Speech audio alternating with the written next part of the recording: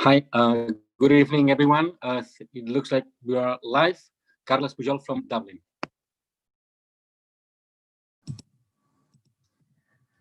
So yeah, good evening, everybody. Is it? Yeah. Yeah, good evening, everybody. We have gathered this evening to commemorate the centenary of Terence MacSwiney's death. Terence MacSwiney died on the 25th of October 1920 in a British jail after 24 days on hunger strike. He was 41 years old at the time. So this evening, to know more about Terence MacSwiney and his legacy, we have invited three guests. First, I would like to introduce Emeritus Professor of Decision Analytics, Cathal MacSwiney Brugha, grandson of Terence MacSwiney and also grandson of Cathal Brugha. Cathal will help us this evening to get to know Terence MacSwiney a bit better. I would like to introduce also Toni Strubell, who is a Catalan linguist and coordinator of the Dignity Commission, an initiative to recover the Catalan documents plundered by Francisco Franco. Toni will help us this evening to understand the impact and reaction in Catalonia and after Terence MacSwiney's death.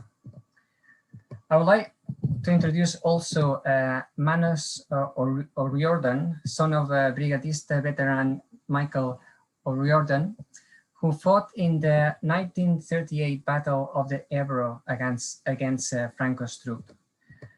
Manus is also Ireland's secretary of the International Brigade Memorial Trust and formerly founding head of the research with the largest Irish trade unions. With Manus, we will look ahead of Terence MacSwiney's time to understand how Irish citizens like his father had the courage to move to Catalonia to support the Republican forces against the dictatorial regime. Also, we have with us, we have Joanna Pujol, chair of the Catalan National Assembly International Commission, Laura Crespi from ANC Scotland, Carlos Suarez from ANC-England, and myself, Carlos Pujol from ANC-Ireland. So following these introductions, let me go back to Cathal. So Terence MacSwiney was your father, your grandfather.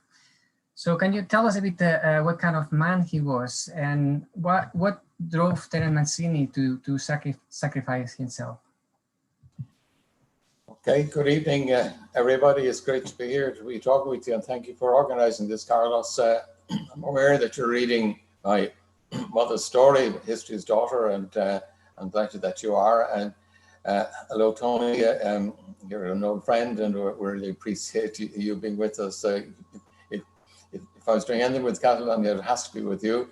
Manus, so we go back 55 years, and it's so wonderful to be talking with you as well. We have so much in common.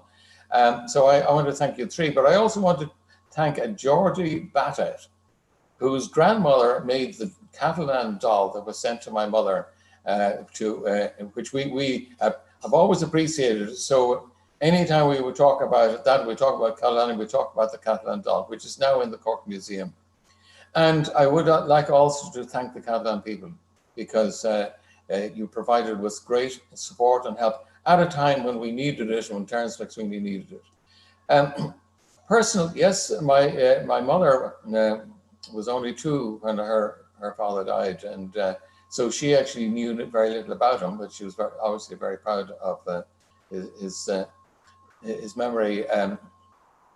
She had 4 very strong aunts, and she was looked after by them, although 2 of them then went to Japan and America as teachers. But the mother was Wilkinson from England, a very strong person intellectually and in terms of theology and so on. And the father was MacSwiney, part of the tribe of MacSwiney's that came down from Donegal to fight for freedom against, well, actually it was against Spain, but, you know, with the help of Spain against Britain in a long time before.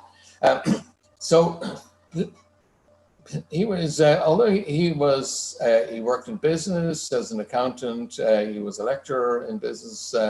he was primarily an author, a poet, a dramatist, and probably saw himself more as a dramatist than anything else, but very, very political. And very intellectual. His book, Principles of Freedom, which I'll quote from, in it, he worked out theoretically and practically how to defeat the British Empire. And that's really what I would like to talk about most tonight. It is that he had it all worked out and as a plan. And he saw the whole thing as a battle for authority, the authority to govern the Irish people. And so he was one of the organizers of the movement in Cork. He and Thomas McCartan, they worked together as best friends, and they worked on a variety of fronts: Irish language, political organizing, and military organizing. And when the British government ordered the police chief in Cork to assassinate his predecessor as Lord Mayor, Thomas McCartan, Terence MacSwiney realized that the British government's public credibility as rightful rulers of Ireland was gone. So he would use shame to drive them from Ireland, and he went on the offensive. So on his appointment as Lord Mayor, I quote, he said, "This contest of ours is not on our side a rivalry of vengeance, but one of endurance. It's not they who can inflict the most, but they who can suffer the most will conquer." He was in and out of jail quite a lot, and it was quite a battle. But then when the last time that he was arrested, he and hundreds of others went on hunger strike. Now, the hunger strike idea really came from the suffragettes in England, and but it was a way of battling, which usually they were let free. But on his appointment as Lord Mayor, he took the offensive. He said, "This contest of ours is not on our side a rivalry of vengeance, but one of endurance. It's not they who can inflict the most, but they who can suffer the most will conquer." When he was arrested, then he was court-martialed, and he said, "I shall be free, alive or dead within a month." In other words, he was using his authority as Lord Mayor of Cork and as member of our Parliament, our first Dáil, and he also was head of the Munster Brigade, the Cork Brigade of the Volunteers. But he was using his authority and asserting his authority over the British in any way that he could. To understand this further, I want to read some extracts from the book that he wrote, Principles of Freedom, which you can read in Catalan, and it's available. It is love of country that inspires us, not hate of the enemy. A spiritual necessity makes the true significance of our claim to freedom. The material aspect is only a secondary consideration. A man facing life is gifted with certain powers of soul and body. It is of vital importance to himself and the community that he be given a full opportunity to develop his powers and to fill his place worthily. In a free state, he is in the natural environment for full self-development. In an enslaved state, it is the reverse. When one country holds another in subjection, that other suffers materially and morally. It suffers materially being a prey for plunder. It suffers morally because of the corrupt influences the bigger nations set at work to maintain its ascendancy. And because of this moral corruption, national subjection should be resisted.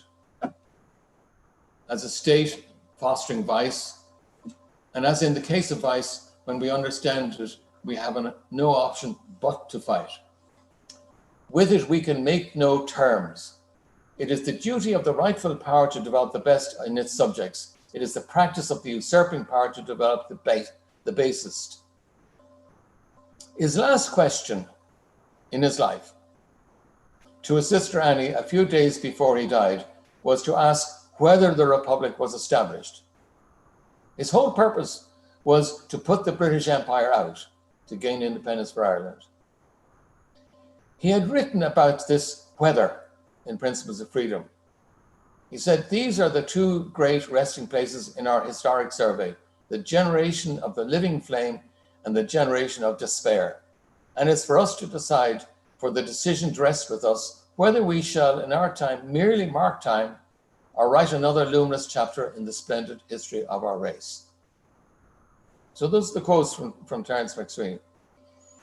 Now, so the substantial part of what I want to say, we need a modern understanding of how bad the British Empire was and how important it was to end its existence in Ireland.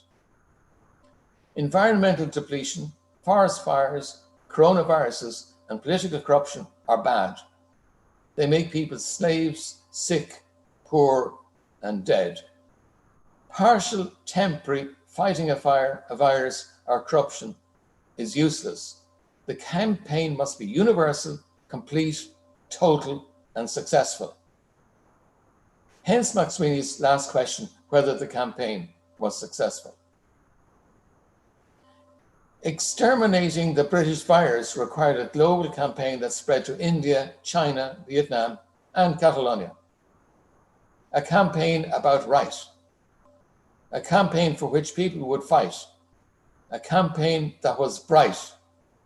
And a campaign that would defeat the might of the British Empire. Why bright? It needed to be open, visible, public, transparent, full of hope, and that others would join, other people and other countries. The weapon that MacSwiney used was shame. To shame the empire, to shame the king, to shame Prime Minister Lloyd George, to shame the British government who backed the empire, to shame the people who worked for the empire, to shame the people who tolerated the empire, to shame the people who did not resist the empire, to shame the people who benefited from the empire.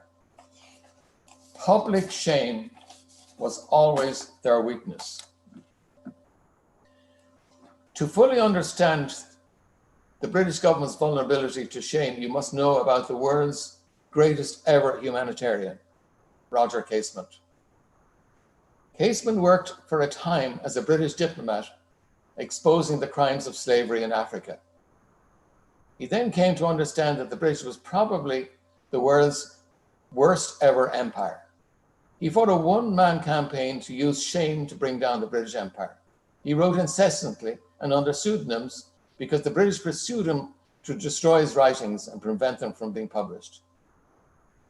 The British arrested him, publicly tried him, hanged him, and falsified his diaries to make him appear to have been a cruel, abusing homosexual. Rather than defend himself to try and avoid a hanging, he used the opportunity to shame the British Empire. About Ireland, Casement wrote, "The armies that overthrew Napoleon, the fleets that swept the navies of France and Spain from the seas, were recruited from this slave pen of English civilization. During the past 100 years, probably 2 million Irishmen have been drafted into English fleets and armies from a land purposefully drained of its food." Casement's was a global campaign that needed to start locally in Ireland to cut off this source of slave soldiers. MacSwiney's was a local campaign that needed to succeed globally to get Irish independence. He did shame the empire with the help of marches and campaigns from Guo Muru in China, Ho Chi Minh in Vietnam, Marcus Garvey, the leader of 400 million black people seeking freedom, Gandhi in India, and the good people of Catalonia. He did shame the king, who petitioned his own British government to release MacSwiney. He did shame the Prime Minister Lloyd George, who hid in his holiday home in Switzerland rather than face the protests throughout Britain and the empire. He did shame the religious leaders who sat back in their palaces. Terence MacSwiney and Moss McCurtain's favourite book was The Imitation of Christ. Through it, they learned that the Son of Man promised that all authority had been given to him, and he was passing it on to his disciples, that he would be with them. But that where was to be with the Good Samaritan as he did work for the poor, the oppressed, the wounded, the suffering. Terence MacSwiney felt that that's where he wanted to be, and he would be very happy that you are remembering him today.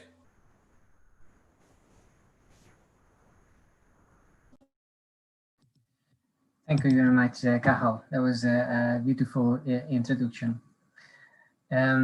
I'll have some questions for you later, but let me move now to Toni first of all. So the hunger strike of Terence MacSwiney became very well known international at the time. Can you explain a bit what was the situation at the time at Catalonia, and maybe how did Catalonia react during the hunger strike and after Terence MacSwiney's death? Well, let me make a bit of an introduction. I'll answer your question, but can I just say a couple of things first? Of course. Yeah.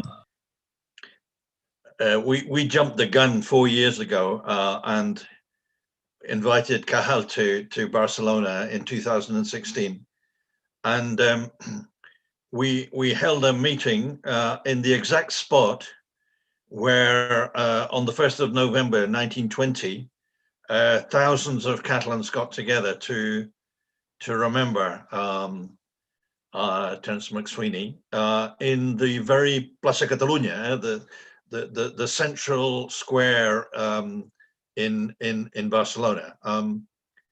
Obviously, it was principally nationalist organizations that were behind the response and that were behind the feeling of absolute indignation with what had happened and how MacSwiney had been treated in an English prison.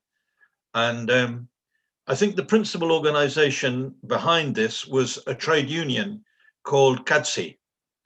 CATSI was one of the big unions in Barcelona at the time, and the strong independentist movement, never as strong as in Ireland, but that was becoming strong in the 20s, largely gathered round CATSI.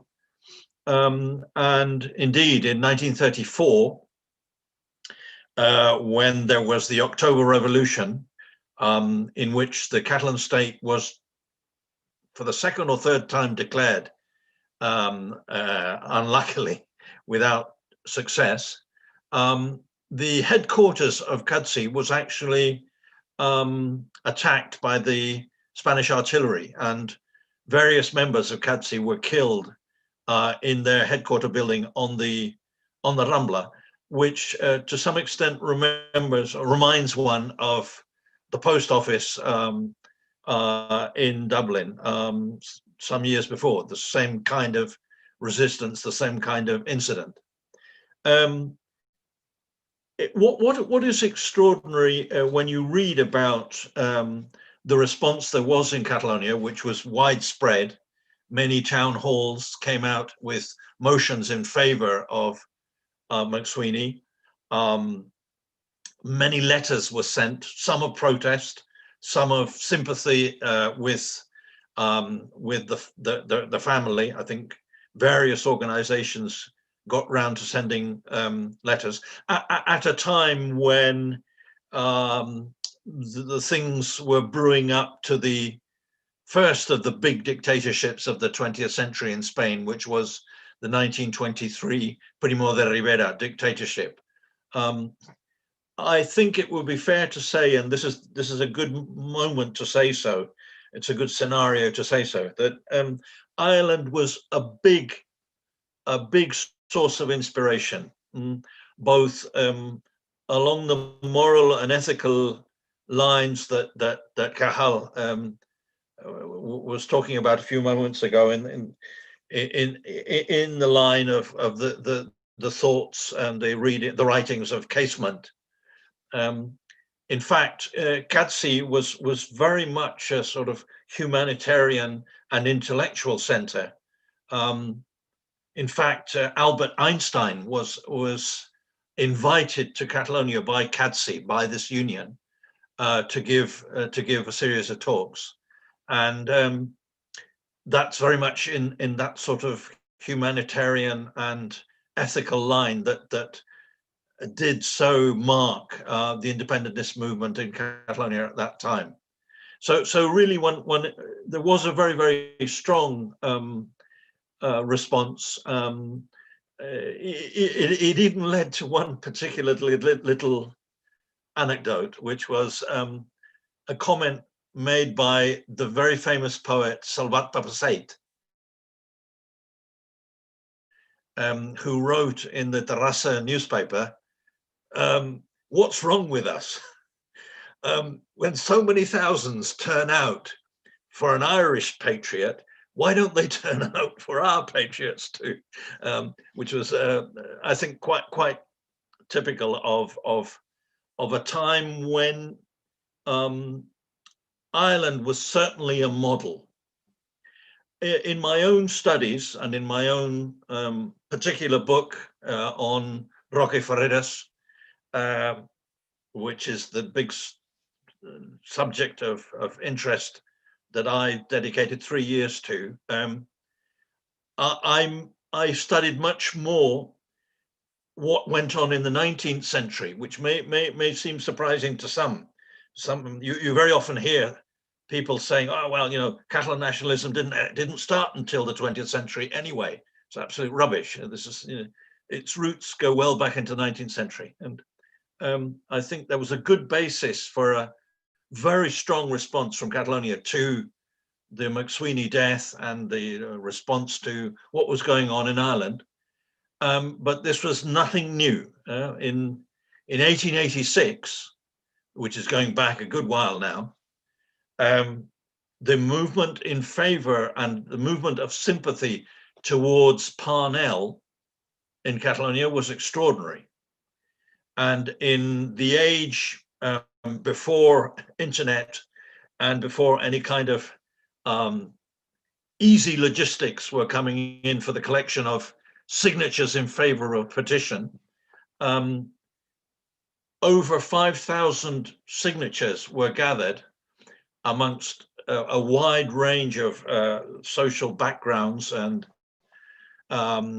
people of all walks of life in favor of Parnell in 1886, in a manifesto called the Manifesto of the Irish, which was published everywhere, and for which Parnell's secretary, whose name I think was something like Sickley, you'll probably know that better, Manus, than I do. I think his name was something like Sickley, something like that. What was answered by Parnell's own secretary with a letter of acknowledgement and gratitude, which was published in 26 different newspapers. So I think it would be a mistake to think that we're talking about something very minority orientated. And anyway, my particular contribution would be to say that the roots of brotherhood between the Catalan and the Irish cause go back a long time further than we would think, because important newspapers, for example, La Publicidad, which at that time actually was in Spanish, La Publicidad, and El Diluvio, which were two of the three most important papers in Barcelona, published for many, many years between 1874, which is when Parnell comes onto the scene here, and well into the 90s, dozens and dozens and dozens of articles by Roque Ferreras, very often on the front page, describing all the details about the struggle for self-determination in Ireland, and very much based on, with a lot of hot news about the, how do you say in English, desnunaments? The desnunaments. Evictions. Sorry? Evictions. About the strong, the amazing thing about Parnell, really as seen from Catalonia, is that he was a Protestant, and he was certainly not a poor peasant or anything like that. And yet he was involved in the movement against evictions. That this was very much present in the Catalan press, and I'll leave it there. Thanks very much, Tony. It's always very insightful. Yeah. And actually, you mentioned something about the trade unions, and I think it is good that I move now to Manus.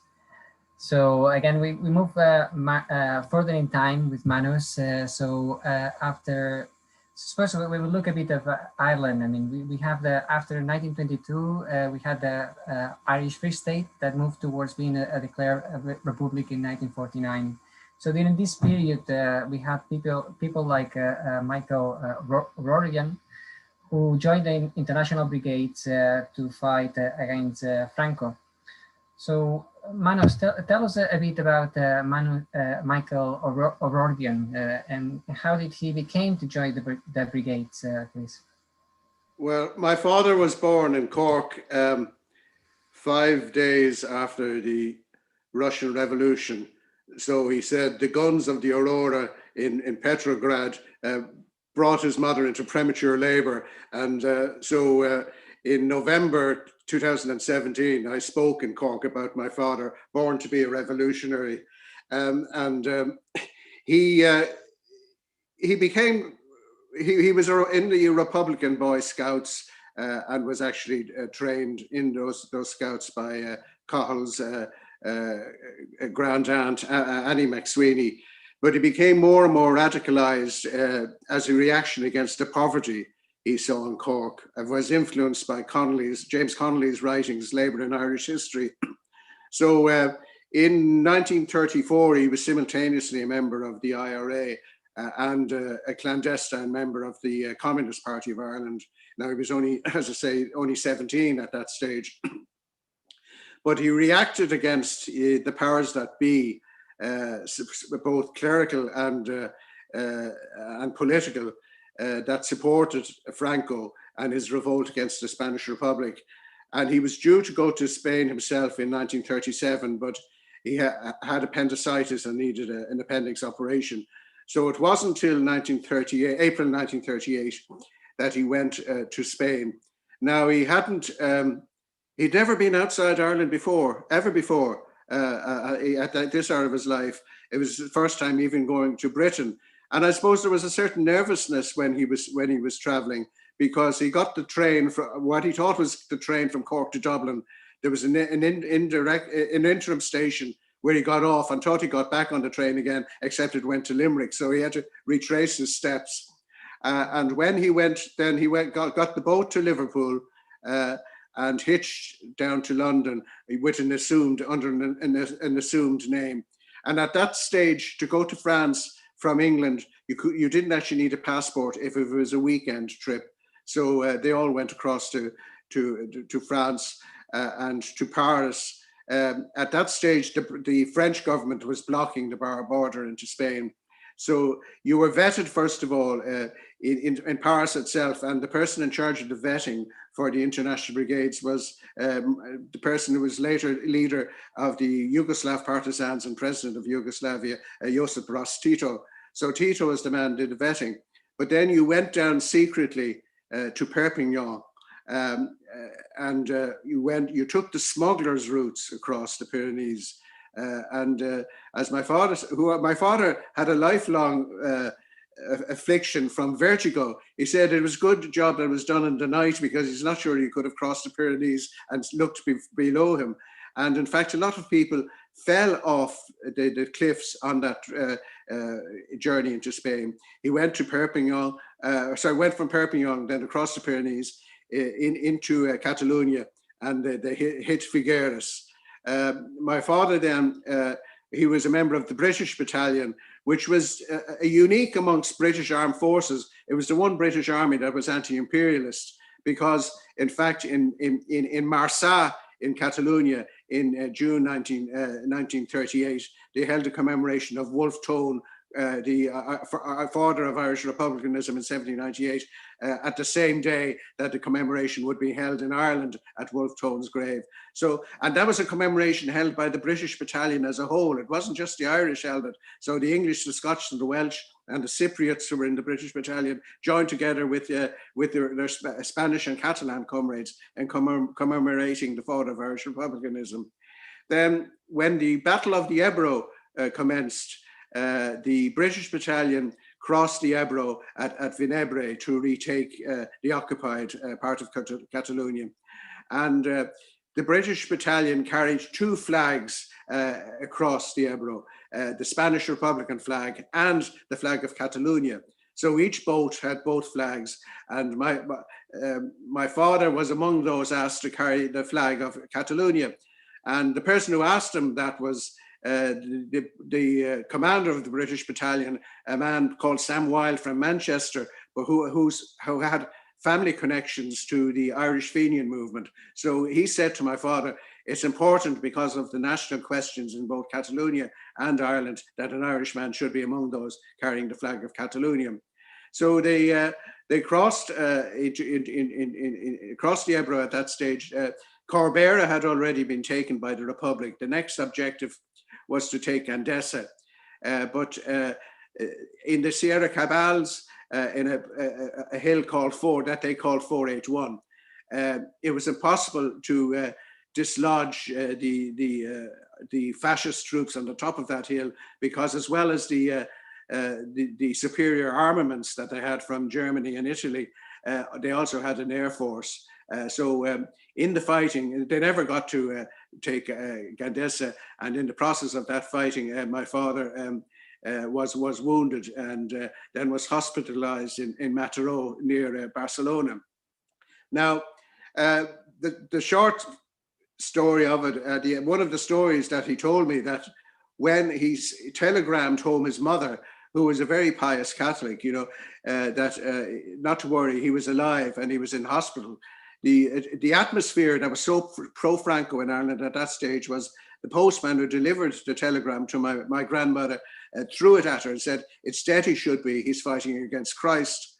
Now, my father knew how much that doubly hurt my grandmother.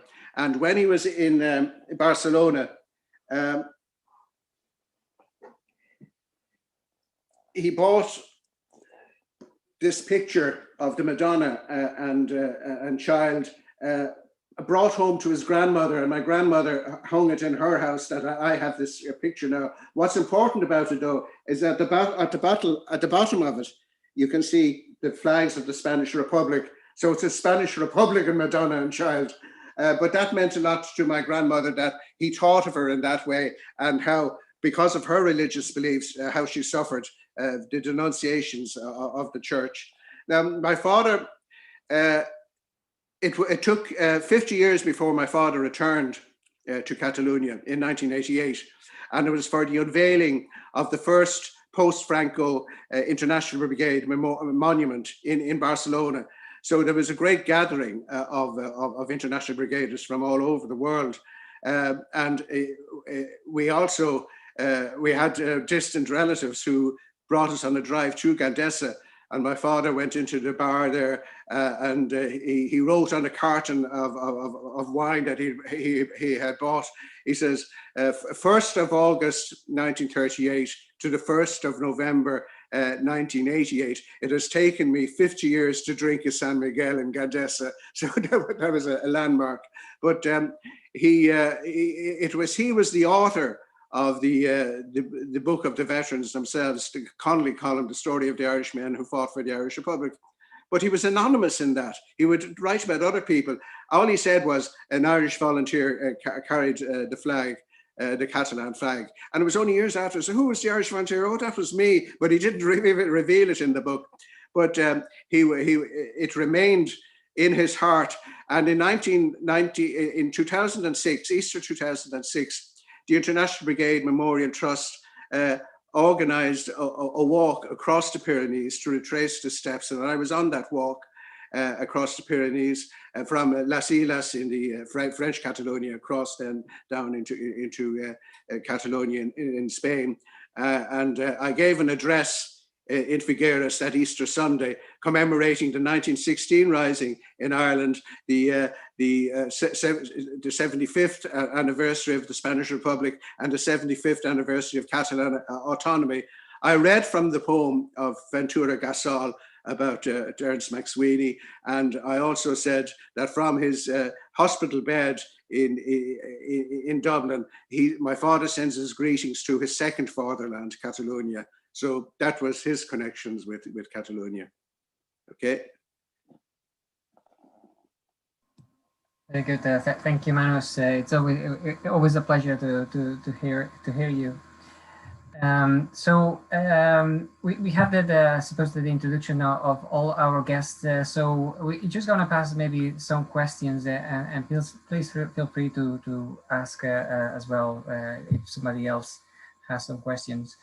But I just want to maybe go back into Cathal for a second, because I mean, one of the things that I was amazed is that after Terence MacSwiney died in London, there were like around 30,000 people that passed by St. George's Cathedral in South Bank in London.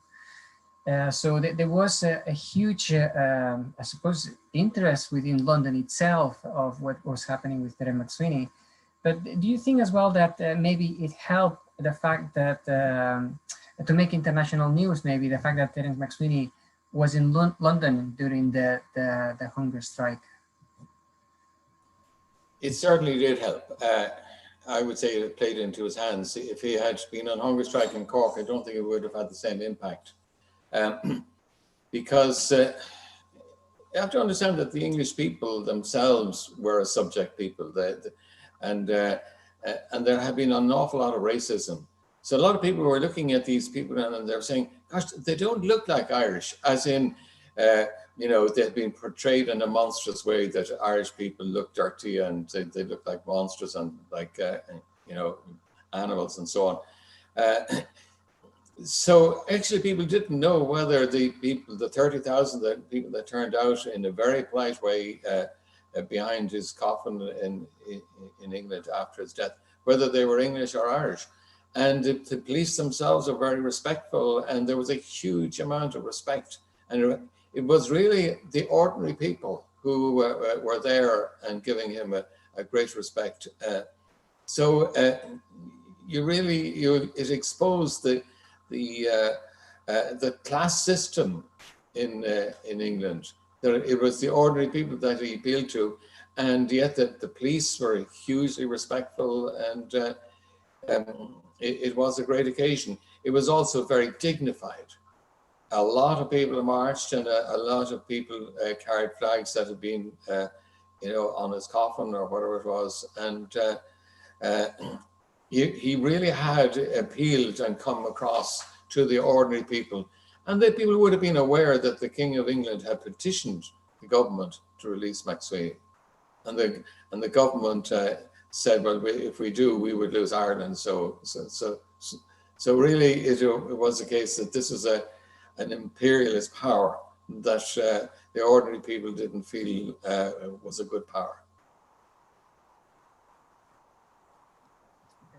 Thanks for this. Yeah, just maybe a question. I'm not sure to Manus or Toni, because Toni, you mentioned about the role of the trade unions. I mean, what was the trade union that actually kind of initiated or organized the demonstrations? The one that sent as well some communication with Terence wife, yeah, I think, but also I guess I don't know what is the role maybe of the trade unions. I suppose it was very involved. There was a lot of involvement within Ireland of the trade unions during the process of independence. I mean, is it a key kind of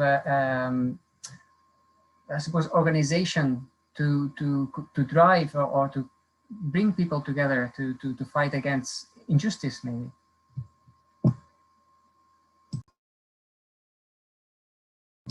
Sorry, Toni, we cannot hear you. We're talking about a period where the political parties had not really been created yet. I mean, Esquerra Republicana doesn't appear until 1931. Unió Democrática doesn't appear until 1931. So really one is at a period where there aren't really important parties that could have picked up this question. And for various reasons, it happens to be a trade union that picks up this question and gives publicity to this question. I don't think it's a particularly important question, and I don't think it's particularly relevant that it should be trade unions. I think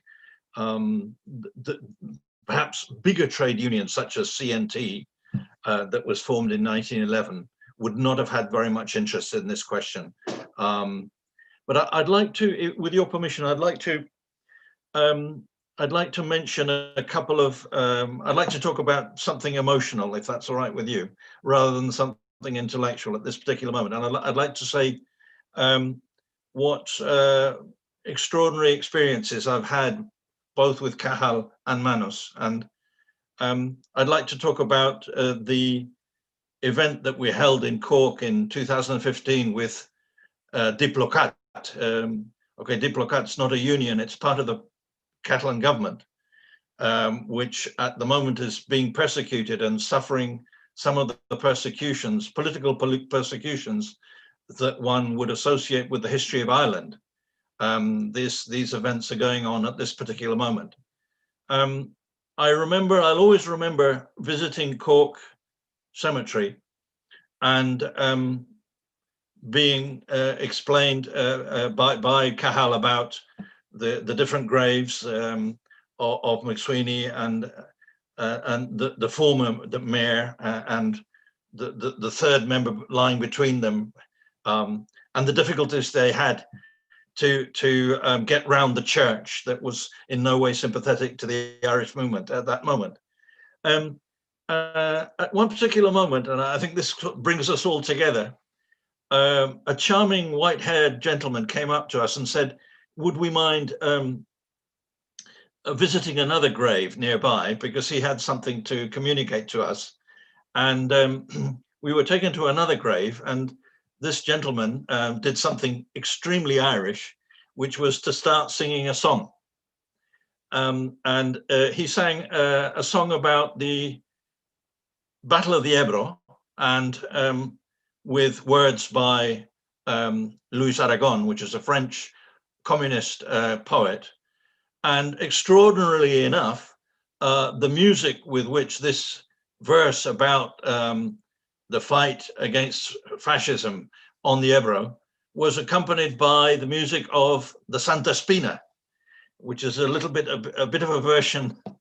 One could make a parallelism with the picture we were shown before with the Virgin of El Pilar of Zaragoza, but with a Republican flag at the base.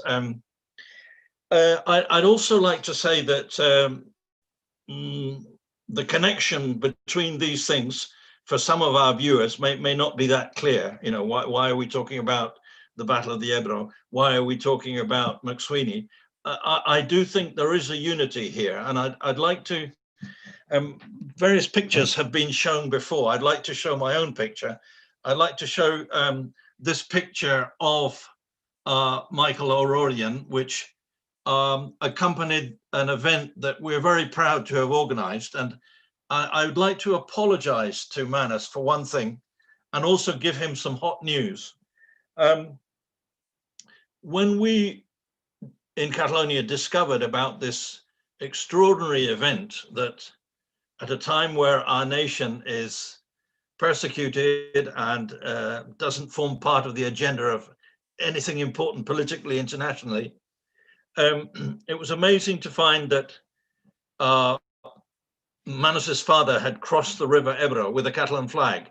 Here, there was no memory of this. Nobody remembered this. And so we thought that we would find a way of commemorating this event. And we commissioned a young painter called Pere Piqué to reproduce the moment in which Manus's father crossed the Ebro at Vinebre on the 25th of July, 1938. The painter took a long time to get the painting finished. In fact, he only varnished it, the final varnish, earlier on this very year. And this painting was accepted in the Gandesa Civil War Museum and is now on show in the museum with a final version that looks much better than the painting that had not been completed, and which Manus's group of International Brigade, Irish International Brigade followers saw at a meal that we had in Gandesa itself. But that I'd like to say to Manus that this painting is an immense success, and I get feedback from the museum in Gandesa that inform us that one of the most sought after objects in the whole museum, which is a very good museum, is this painting. And a lot of people actually go to Gandesa to see this painting, which is an immense source of satisfaction to us. We are now in the process of making a reproduction of this that will be sent to all very belatedly, and I ask immense apologies, but we've had a lot of on our plate here in Catalonia in the last 3 years that has kept us busy. And so we will be reproducing and giving to all the people that very kindly gave us economic support a reproduction of this magnificent painting, remembering what Manus's father heroically did on the 25th of July, 1938. Sorry if I didn't exactly answer your question, but I wanted to say that. If I might come in there to thank Tony very sincerely for all he has done to commemorate my father. As he said, we first met in Cork in St. Finbar Cemetery, where we moved from the MacSwiney grave to the O'Riordan grave, where my grandparents are buried. And I did sing that particular version of Santa Spina, which I sang in May 2007, a year after my father's death, when we scattered his ashes at the Ebro in Vinebre. So I sang it for Toni for the first time in Cork City. And then I sang it when unveiling the memorial in Gandesa, or say the painting in Gandesa itself on the 80th anniversary in July 2018. I have a bit of a cold, but maybe I'd sing a few verses of it now, if that's okay. The reason why it inspired me was when I went back with my father for the first time to Barcelona. It was a very emotional scene, and people were crying and responding to singing the Internationale in so many different languages. But the one that actually brought most tears to my eyes was when I heard the band playing Santa Spina, and particularly the oboe introduction to it. And when I read Aragon, an English translation of Aragon's poem in the Penguin Book of Socialist Verse, it seemed to me that he had captured that music in his description in the poem itself. So I took part of the music of Santa Spina itself, which of course I've seen played outside the cathedral in Barcelona when the Sardana is danced. But I took part of the melody there and adapted Aragon's English translation of Aragon's words to it. So it goes like this.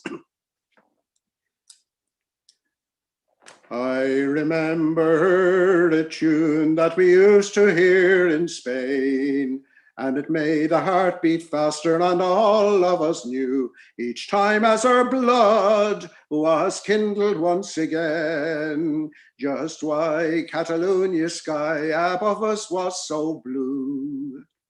I remember a tune like the voice of open sea, like the cry of migrant birds that tune in silent stores, after its notes a stifled sob, revenge of the salt seas on their conquerors. I remember a tune that was whistled late at night in a sunless time, an age with no wandering night, while children wept for bombs, huddled deep in catacombs, and noble people dreamt of the tyrant's doom.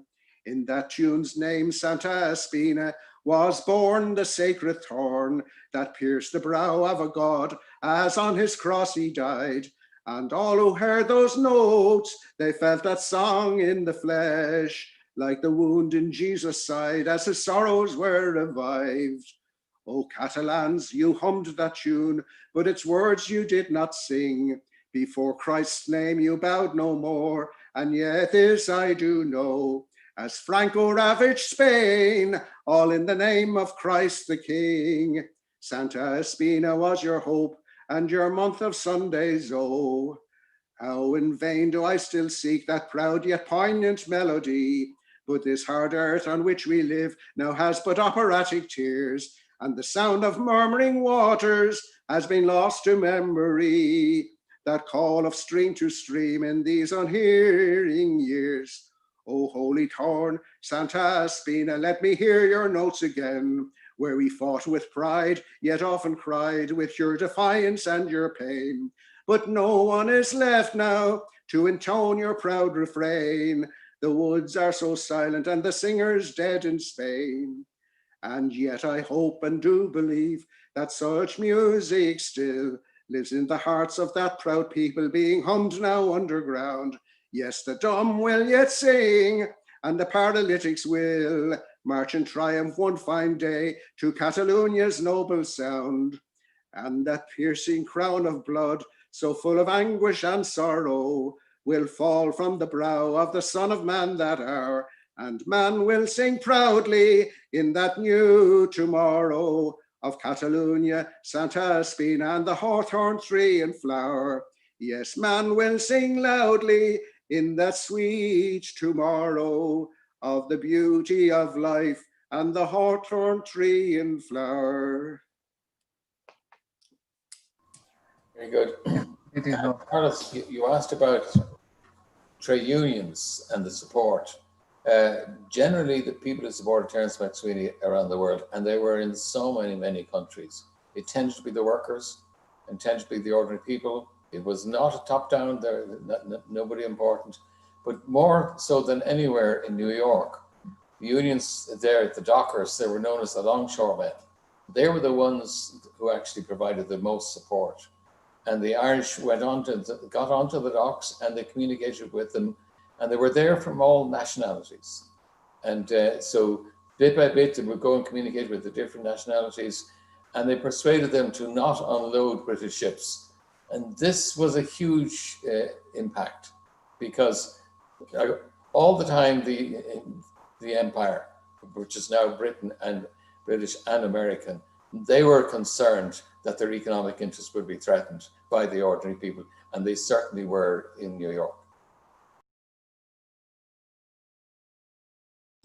Thanks, Cathal, for the introduction, and Manus as well for the singing. It was beautiful as well.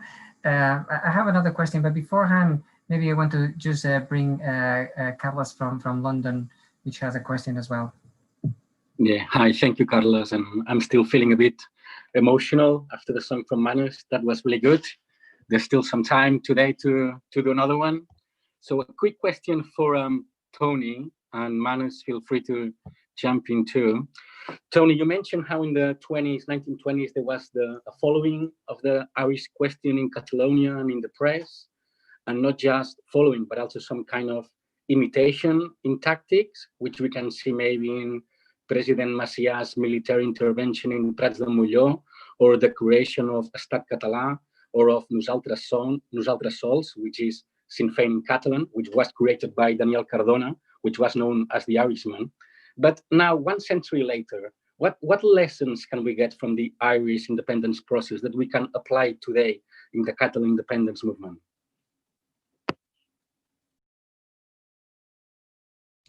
Yes, I think the parallelisms are so abundant between what happened in Catalonia, what happened in Ireland 100 years ago, and what's happened in Catalonia now.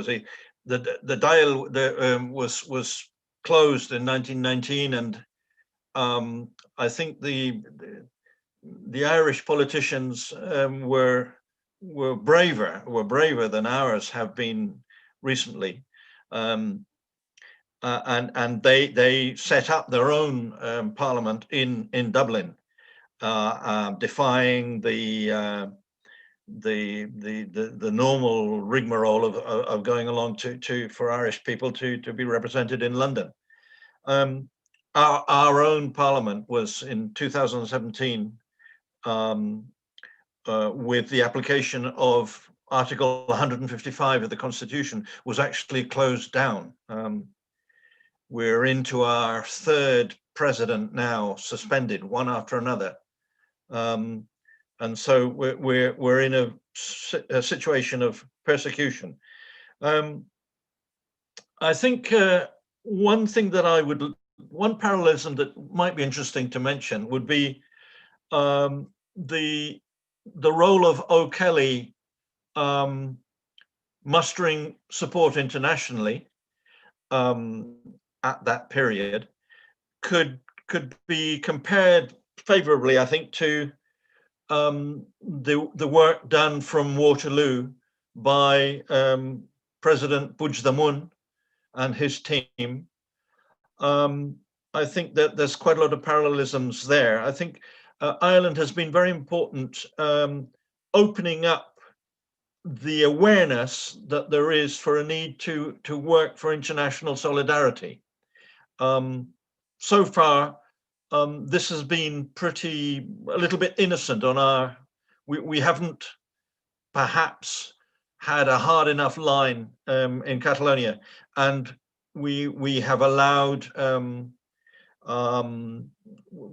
we haven't pressed hard enough maybe for some of the supports, to put it in another way, I think that we have overestimated the goodwill, the international goodwill, a goodwill that simply does not exist. It does not exist.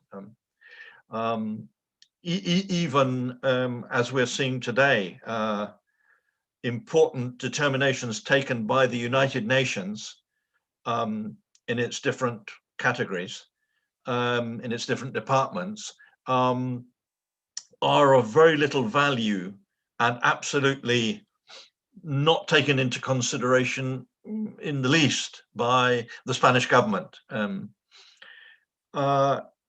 So that's an interesting thing. Another thing that's curious about the use of symbols, 100 years ago, I'm not sure if it reflects something that happened in Ireland, but when MacSwiney when he died, in Catalonia, a lot of people went around with green ribbons. I'm not sure if that was a reflection of something that happened in Ireland or whether it was something of local production. But anyway, a lot of student unions, so we're going back to the unions, primitive versions of what today would be university student unions, were very active, encouraging people to wear a green ribbon in sympathy with Ireland and sympathy with MacSwiney. So that would be another little parallelism. I think a lot of lessons have been learned here, but I do think that perhaps the international situation arising from the First World War was probably a factor that from a distance, maybe Cathal and Manus will say I'm not right here, but I think the context was favorable. Whereas the context that Catalonia has today, since you're asking for this sort of parallelism, is in some way a problem, because a lot of Europeans and a lot of European thinkers and politicians are so besotted with the idea that Spain has to be a success, Spain has been such a disastrous country over the centuries. It's been the sort of the black legend of Western Europe, that I think, people are falling over backwards to want Spain to finally be a success. And I think the attempts to develop sympathy for many years with King Juan Carlos, for example, are evidence to this. I think now we're reaching a stage in which Spain's crisis, economic crisis, is going to be something gigantic. Spain's treatment of the COVID crisis has been one of the worst worldwide, according to the World Health Organization.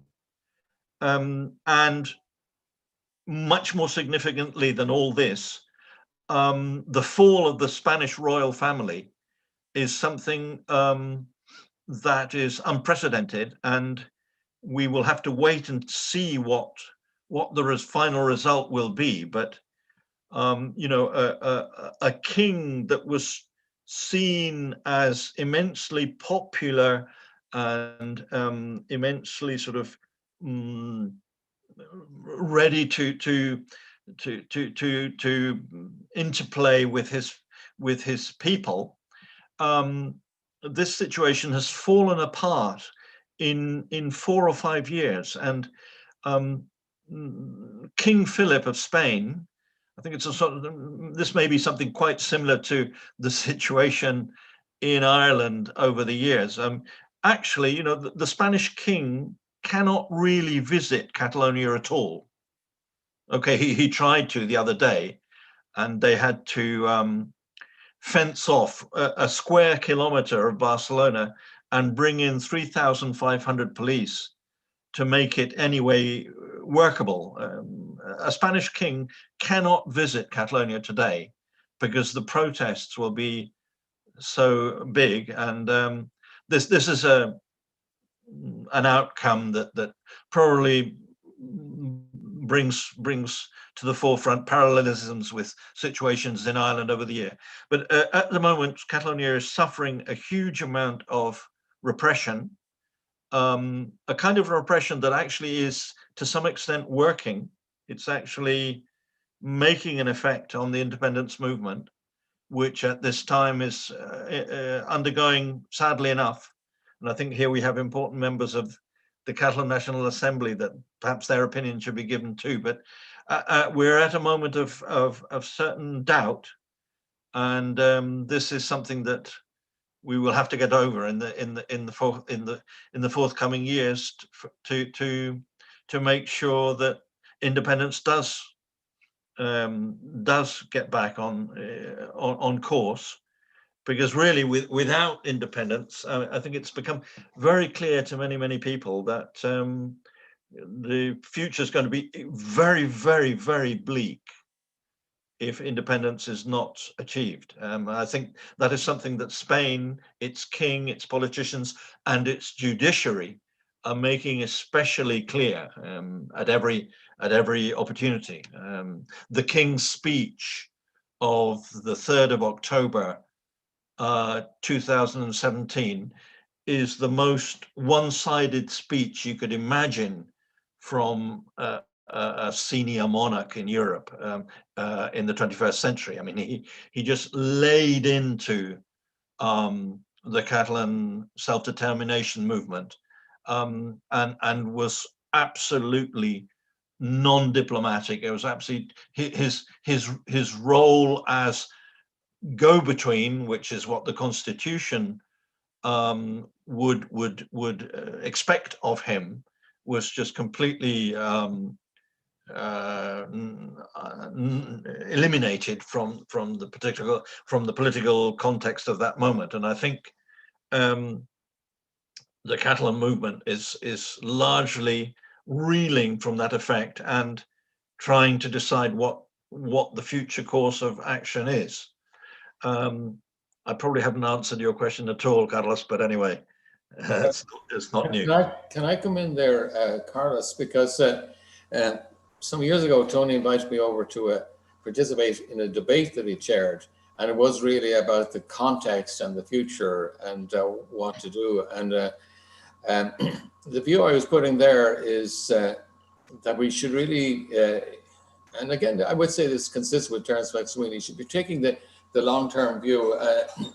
And I had a feeling that there was an excess of a binary view, independence or not independence, and you know, with Spain or away from Spain.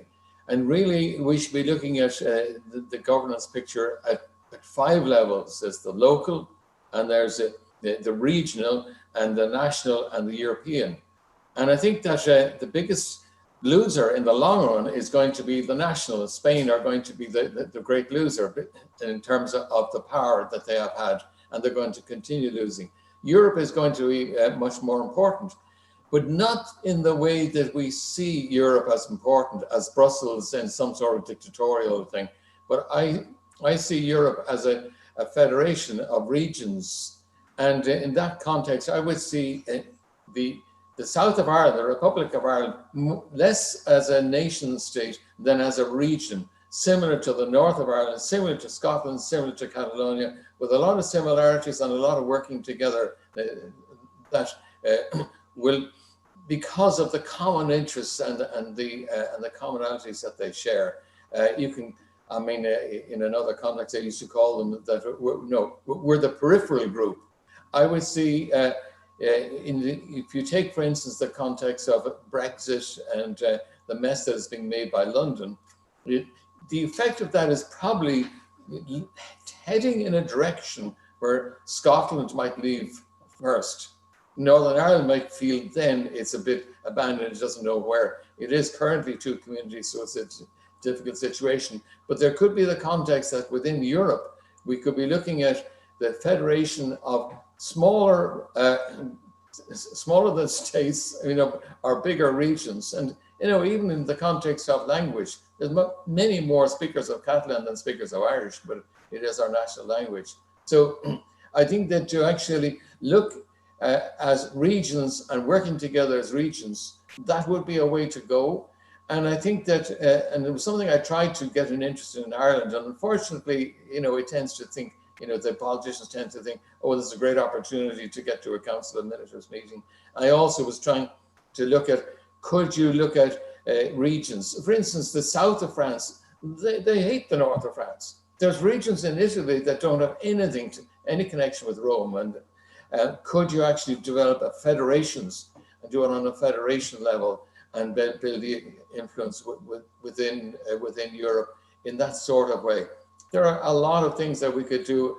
And I think that rather than feel isolated and feel that you're under Spain or whatever, feel that you're partners, we're brothers and sisters as communities with distinctiveness and a lot more in common with one another than we have with our capitals or with the centres. So I really feel it's a way that we should go. And I think that they take the inspiration from Terence MacSwiney, look to the long-term picture.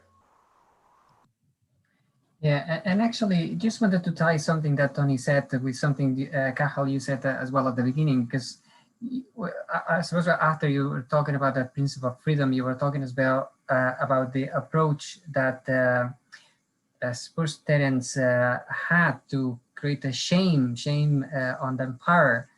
And it seems to be that it was, I suppose, a non-violent approach, the way that he approached this confrontation, which I don't know. What do you think that I suppose the way that Catalonia has approached the movement as well to be a kind of a non-violent approach, mass demonstrations to highlight the thing, follows maybe the same principles? Certainly do think so, very much so. And again, this was the idea I was bringing out about a bright approach.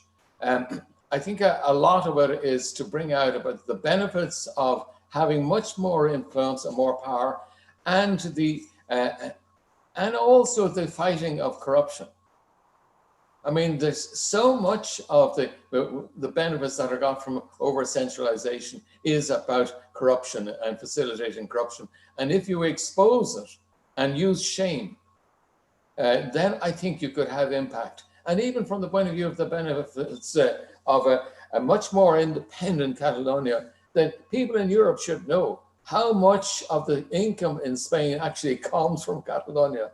You know, how important Catalonia was as Mediterranean empire, you know, going way back. You know, people don't know these things. They just see it as a, you know, people who seem to be always protesting, you know, and they don't seem to know what they want, you know, but they're always going out on the streets. I think you really have to shame the people who put your leaders into jail and maybe expose them. I mean, you know, it's a common thing.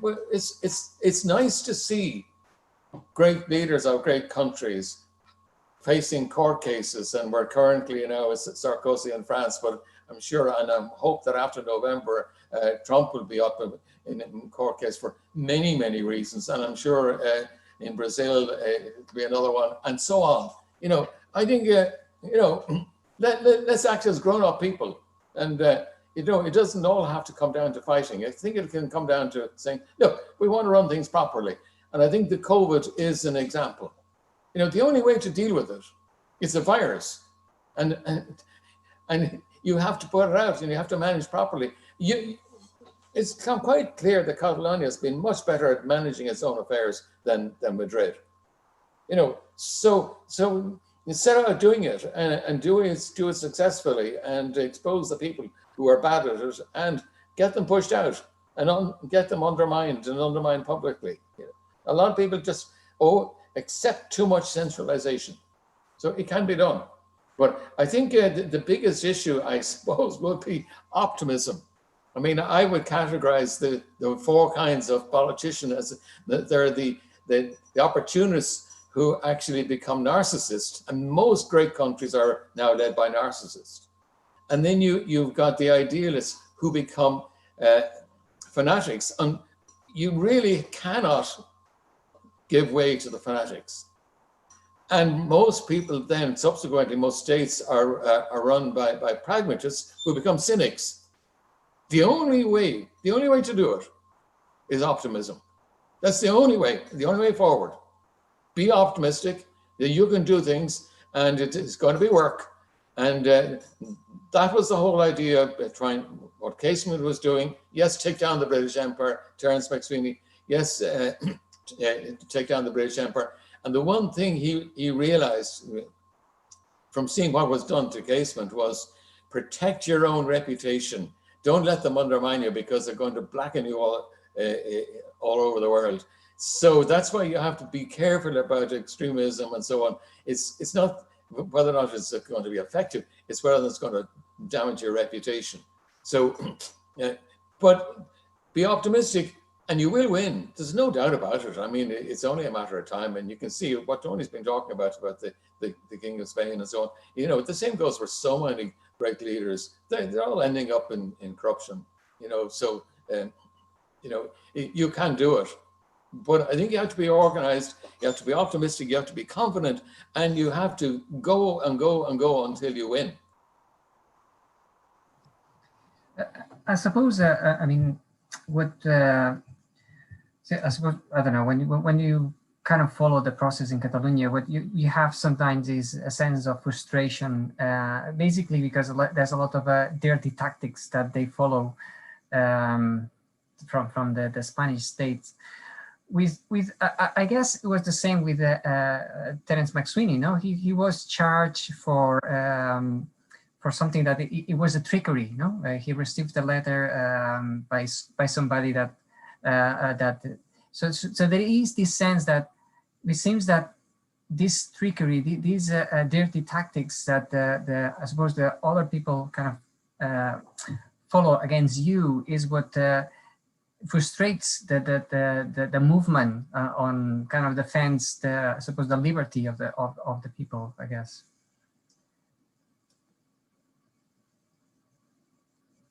Sorry, Carlos, I missed some of that point. So no, what I'm saying is that sometimes there's a feeling that there is dirty tactics, no?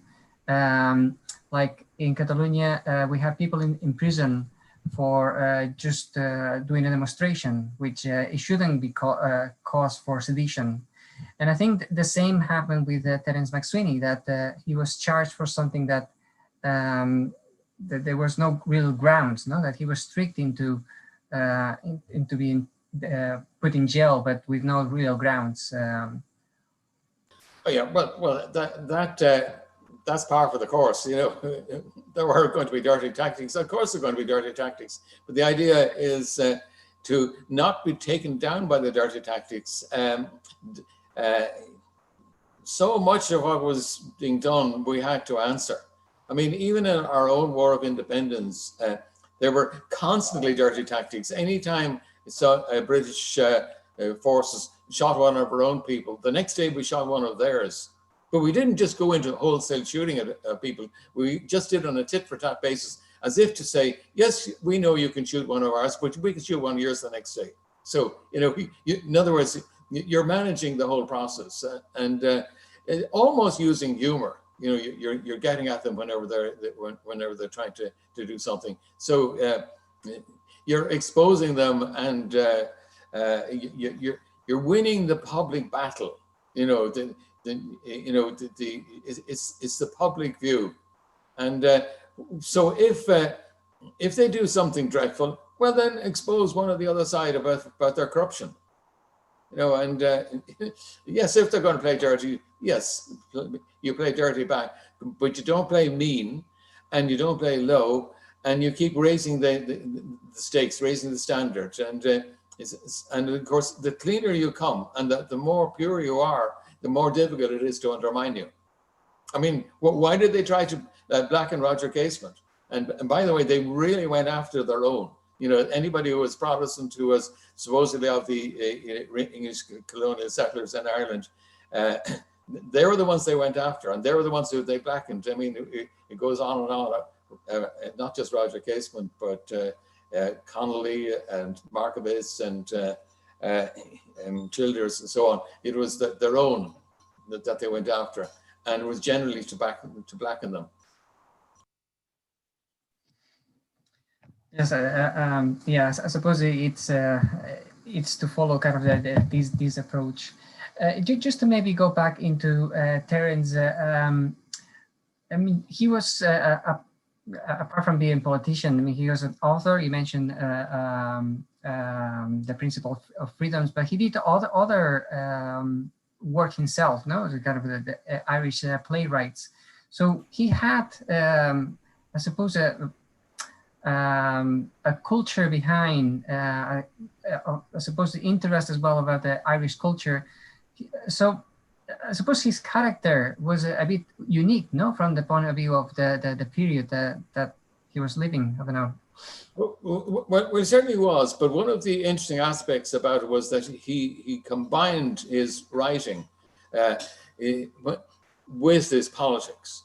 So a lot of the poetry that he wrote, and he published a book called The Music of Freedom, which he thought would go down well in America, which was really an ode to freedom along with a very, very long poem. But his main play that he's famous for is called The Revolutionist. And The Revolutionist is really a play about a person, a hero who's trying to develop Irish independence. But the point about it, this was that he was developing the ideas about how you seek independence and how you achieve independence. And he saw that the campaign that you carry out, it has to be a global campaign, but it is a communications campaign, a marketing campaign, a political campaign, and that you could create to get the support of countries all over the world for this small country, it's only here Britain. You had to carry out the same process. And it is interesting the effect that he had in India, where in India they said, look at that country, so small and so near Britain, and it stands up for itself, and we're so big and so far away, and we don't. So he was using the idea of drama to create a campaign, and he then actually saw the possibility, if it arose, where he could be the central figure in a drama, which was a drama to actually capture the spirit and the minds and the hearts of the world, so as to actually win this campaign to actually put out the empire and give the rights to independence to their own people. So he generally, he's joining the two together and using drama as a motivation tool. Yeah, he was definitely very inspirational. So I suppose we are extending a lot this event. I don't know if Toni or Manus, you want to add anything else maybe for this evening? Yes, when there will be different viewpoints amongst families of international brigaders as to whether Catalonia should go for independence or shouldn't go for independence. But where there is no ambiguity is about Catalonia's right to self-determination. And across the broad spectrum of international brigade memorialists, there was sheer horror at the viciousness of the police suppression of the voting. And a particular witness to that police suppression was from Ireland, was the president of the Friends of the International Brigades in Ireland, FIBI, Eddie O'Neill, who was an eyewitness during that voting and of the police suppression. Eddie O'Neill has also been the driving force to the republication of a book written in early 1937 about the visit in both July and September to Barcelona by the Irish writer Peadar O'Donnell, who himself had been in the War of Independence and the Republican side of the Irish Civil War. And it's called a Salud, and Eddie has ensured that it's been reproduced this past month, Salud, an Irishman in Spain, by Peadar O'Donnell. Now, I believe there's also a translation in Castellano of the book produced by somebody in Salamanca, but I haven't got the details of it. But interestingly enough, when Peadar mainly mixed with the anarchists in Barcelona, but when he pays his first visit to Barcelona in July 1936, he writes of this: Barcelona is rich in stories of wild days when the might of the city demonstrated its sympathy for the independence struggle in Ireland. I knew in a vague way that this friendly city had protested around the British consulate when the execution of the leaders of the 1916 rising was announced. But it was news to me that clashes with the police were an almost day-to-day feature of the Catalan sympathy for our struggle during the Tan days. The death of Terence MacSwiney, Lord Mayor of Cork, after his long hunger strike in Brixton Prison, England, provoked an uproar in Barcelona such as even Dublin itself did not surpass. These two peoples had followed rather similar roads in late years. In 1917, the Catalan deputies withdrew from the Spanish Parliament to meet separately in Barcelona. The conscription threat swept the Irish members out of Westminster. The language question played a part in rousing national feeling in both countries. Under Primo de Rivera's dictatorship, the Catalan language was forbidden in churches and at public meetings. Not many years ago, you would have been fined in Ireland for having your name in Gaelic on a donkey cart. So Peadar met in Barcelona in 1936, the memory of the 1920 solidarity with Terence MacSwiney. I do think that during some of the attacks on people voting in Barcelona particularly, there was an opportunity missed because it was outrageous and they should have been shamed that they were doing that, sending the police in thousands to actually beat up people. And we saw pictures of elderly ladies being beaten and bleeding. And I think that there was an opportunity missed to embarrass and shame the people who were responsible for that. And because if you broaden the context and go more global, and in my case, okay, Terence MacSwiney went the whole global, but even to do it within Europe, it would be to appeal to the European Union. I don't mean necessarily the headquarters of the European Union, but even the European Parliament, to say Europeans are being attacked in the streets of their own city of Barcelona. What are you going to do about that? Let's discuss this openly. You know, literally embarrass the hell out of them. That's what you need to do. Well, I think, can I speak now? Yes, please. Obviously, that was tried. I think everybody was conscious here of the dramatic effect of the images. I would say our own politicians were not really expecting the degree of violence that there was. I think there was over 1,060 people injured. The problem is you say you know one should go to Europe and complain. Well, okay, we did this. We went to Tajani and we went to Junckers, who were the people responsible for the European institutions at that moment, and they more or less laughed in our face. Within a very short period of time, they were actually accepting major prizes from the Spanish institutions. They were coming to venues in Spain to receive all kinds of honors, and something that should have been a further international scandal. See, stage one should have been the images of people being beaten up trying to vote. And image two should have been those European leaders that were actually being applauded for having not said anything about this. And I think if there is one major contribution that Catalonia is making at this moment from a low key, but let's hope that that key will be projected upwards in the future, is really, I think Europe has been showed up to be of a very poor democratic quality by the whole Catalan affair. And I think some people have actually taken the opportunity to take a closer look at exactly who these leaders in Europe are.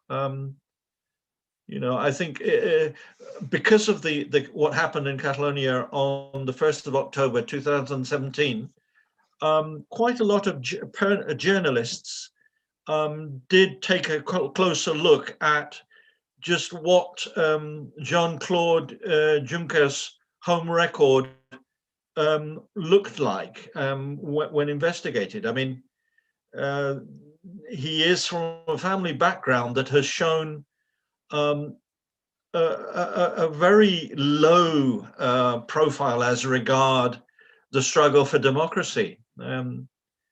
His own family background, and certainly the family background of his own wife, one generation back, showed a degree of complicity with the Nazis that would make you fall over backwards. Antonio Tajani, also an important leader in Europe at that time, is on record for having said great things about Mussolini. And I think that the Catalan affair did help to introduce a level of censorship with regard to exactly what's going on in Europe that has created, okay, not an enormous, not the wave of sympathy and democratic change that Cathal was talking about a while ago, that maybe should have been expected. But I think you can't really, as you say in Spanish, you can't really ask for pears from an elm tree. I think so many things have been tried. I often wonder myself what's going on in the literary world, what's going on in the world of creation. I do hope that there are novels being written about what's happened in Catalonia in the last 2 or 3 years. I hope if Chile had a film like Missing made with Jack Lemmon about what had happened with Pinochet in Chile, I do hope that there is somebody thinking about making a film about the enormous disgrace that occurred, and the existence of fascist thought and the defense of far-right positions right across the board in many parts of Europe, I think is a scandal that can only surprise the most naive observers. If I could just can I have a couple of minutes to explain one particular anecdote about the presence of fascism in Spain? In 2007, years after the disappearance of Franco, Zapatero, the socialist prime minister, who had actually won the elections at a time where I think the deep state had not really banked on him winning, because he won largely because of the terrible handling of a major jihadist bomb attack in Madrid, which the right PP party tried to exploit in its own favor and failed miserably to do so. Anyway, Zapatero said that he wanted to change what's called the treatment of the historical memory, right?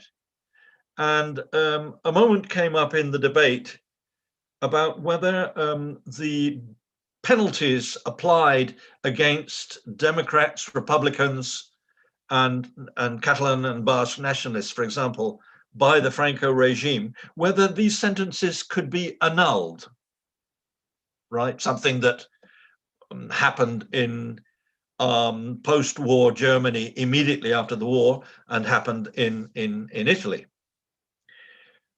Although far from it being an absolutely perfect development, but in many senses. But let's leave it like that. Now, the decision about whether the sentences were to be annulled in Spain or not. This is I'm directing my speech at Cathal so he can just see what kind of people we're dealing with. We're not dealing with normal Democrats. We're dealing with sinister personalities that have key roles in Spain today.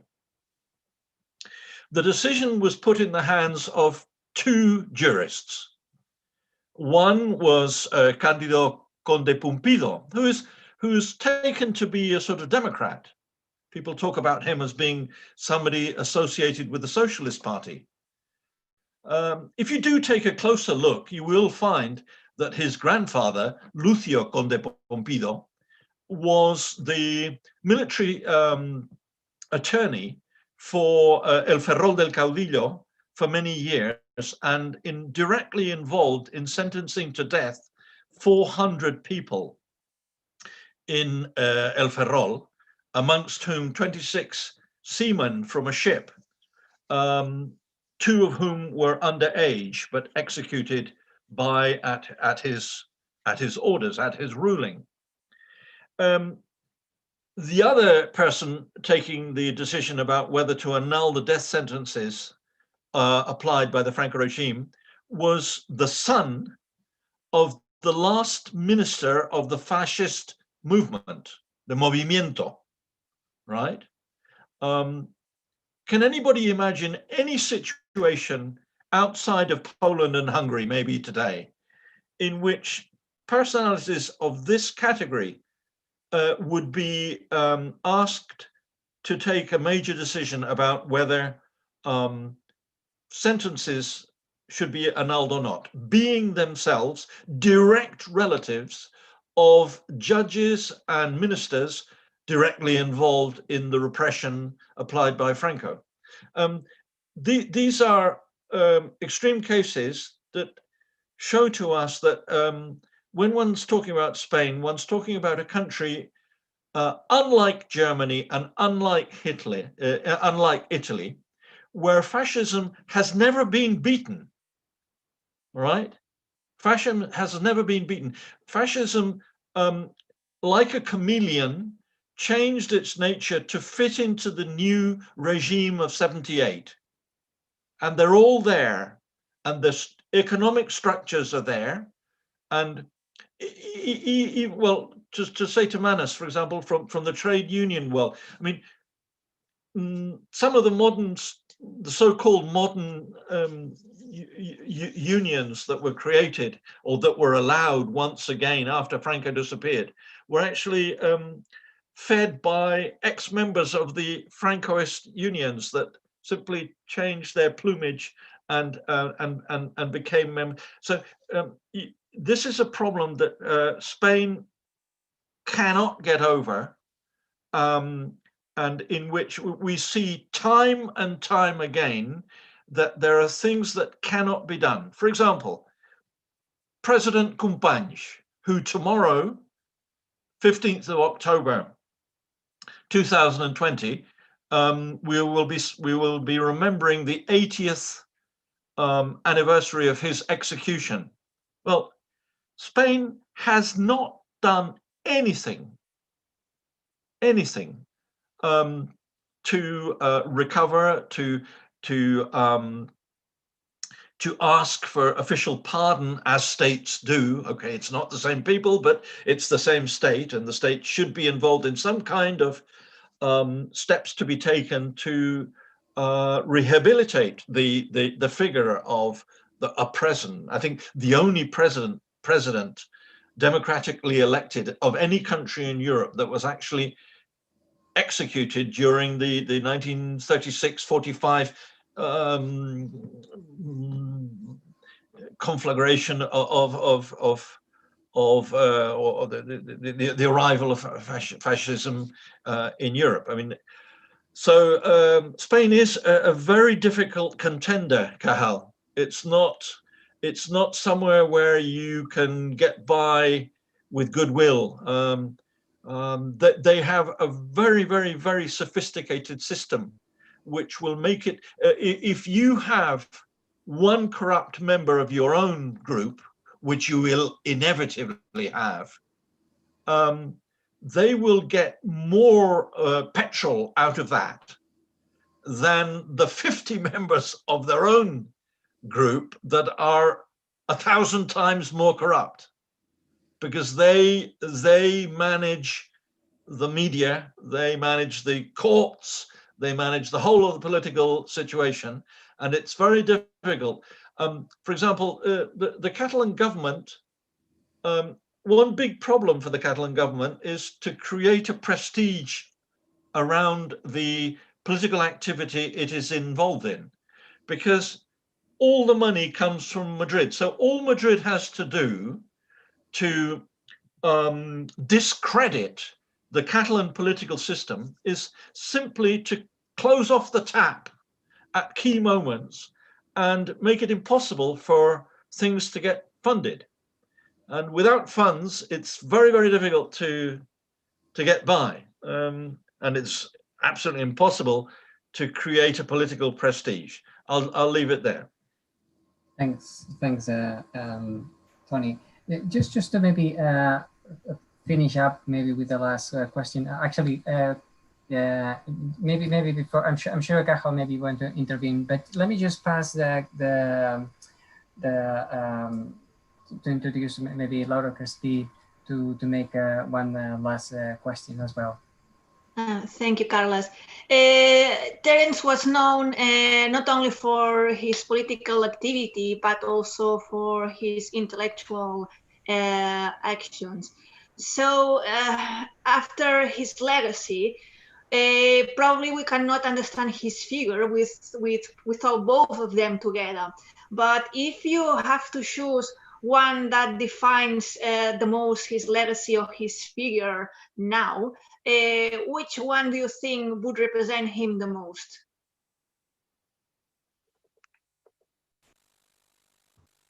That question again, what represents which? His cultural activity or his political activities? Which ones do you think that may define his figure the most? I think for a start, you can't really separate them, but I think that he was developing a culture about how to get and achieve independence. He was showing a way to do it. And I link this up to what Toni was talking about. Our enemy at that time was the Prime Minister of England, who was Lloyd George. He was selling seats in the House of Lords, the upper parliament, for money. The money had to be brought to number 10 Downing Street. He was more corrupt than some of your Spain's ministers. It was well known. The people that they used to fabricate in Roger Caseman's diaries, which never were visible. There were only copies that were made, and they said that these were what they were. They did it so badly that it was obvious that they wanted people to know subsequently that they did this under duress. Yes, it was always difficult. Yes, there was always the danger that some of your own people would do things that were embarrassing. You were asking people who had never fought in battles to join and fight in a battle, and you hadn't really them well trained, so you had to discipline them. You're all the time going to be in danger of losing a game, a propaganda game, and you constantly had to be optimistic. I think that maybe, Toni, you're missing a point, that we are at a very big point of change in Europe. The whole of governance of European countries and of countries generally is being shaped for the future. And you happen, because you are where you're coming from, you happen to be the leaders. In doing that, it's not an easy job. It takes a lot of confidence, a lot of optimism, and you certainly are going to come across obstacles. I mean, nobody thinks that the right is going to disappear overnight. The right is going to be there everywhere, and it's going to be fighting against you. But you have to build alliances. I mean, when Roger Caseman or Terence MacSwiney or any of the others were starting off and they were planning in 1914, when the World War was on, they said this is our opportunity to do something. They were very bright people, but could anybody have imagined that they would have taken down the British Empire at that point, which they said they needed to take it, well, the whole empire down so as to actually free Ireland?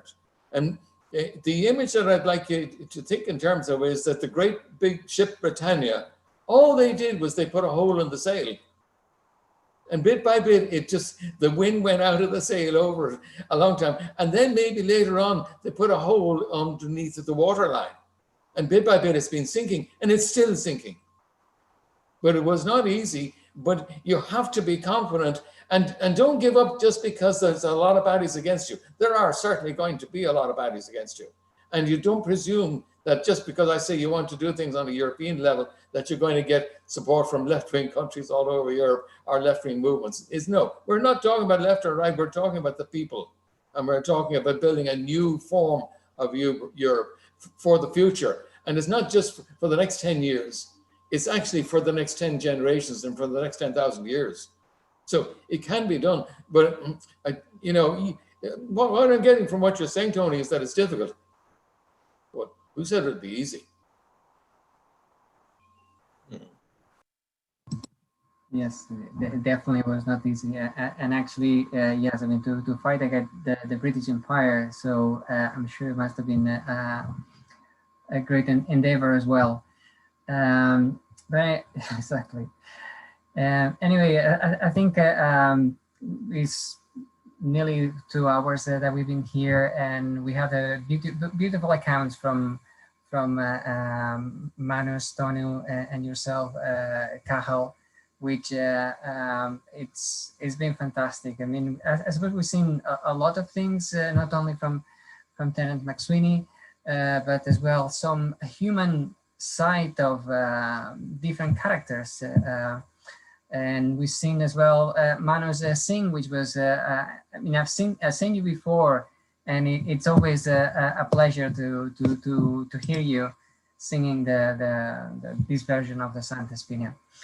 So I suppose before we finish, I mean, I would like to say thanks very much, and gure mille maket, moltes gràcies to Cathal MacSwiney Brugha, Toni Strubell, and Manus O'Rourke for joining us tonight as a guest.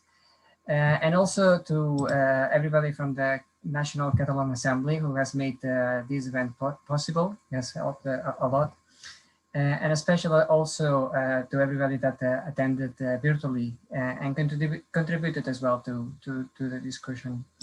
So just to finish up, Ihawa, bona nit, and good night to everybody.